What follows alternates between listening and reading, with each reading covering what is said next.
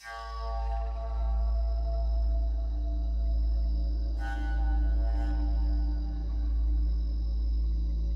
Meg Conkey. I'm a retired professor from the University of California at Berkeley from the Department of Anthropology. When I was in college, I became interested in archaeology. It was a joke between some of my dorm mates. I was an ancient history, ancient art history major, and my mother wanted me to get a summer job, and so my dorm mates decided that I should be going on an archaeological expedition, which I did, and I loved it, and that was years ago, and so just, hang out with the right friends. Oh, that's very hard. It was a set of manifestations and image making that lasted 25,000 years.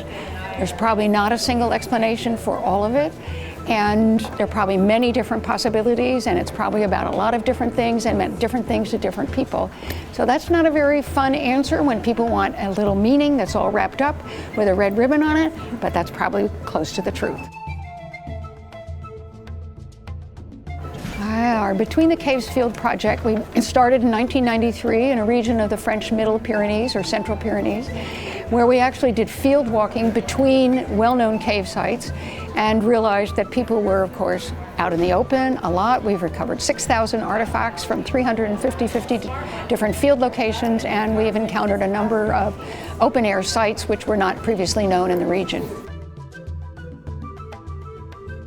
Well, we learned that, of course, they were probably on the move, that some places were revisited over many generations, even different biological forms of humans, so that some sites were visited by Neanderthals and then others were visited much later by more modern humans. We know that they collected pigments, they collected resources that were necessary to them, and when we sit down and think about it, we realize that they really hadn't lived in the caves very much or very deeply, especially the painted or so-called decorated cave. But most of their life was probably outdoors, and they were probably on the move. Feminist archaeology is really more about how to practice archaeology coming from a feminist perspective, which is one that tries to understand the roles of all sorts of people in the past, to recognize the potential for inequalities and power differentials. It also does try to understand what kinds of things might have been in terms of the identification of women and children. It also very much is concerned with recognizing the ambiguity of the archaeological record, honoring ambiguity, challenging when people are very, very certain, because archaeology is an open-ended field, which gives us lots of things to do. And it also is a way in which we're cognizant of our own partiality, cognizant of our own power structures, and to make sure those things don't get in the way in trying to do the best work possible. It's really a good approach for good archaeology.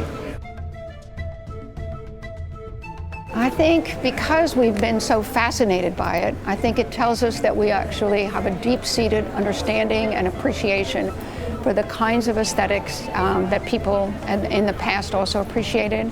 It gives us an appreciation for how these people 20,000 years ago, for example, 30,000 years ago, knew their natural worlds, knew materials, knew how their materials could be used, how they could be processed, what cultural uses to make from them, and how people have been simultaneously materialists in knowing the material world, but also using them to construct the important symbolic meaning worlds that we all absolutely are dependent on.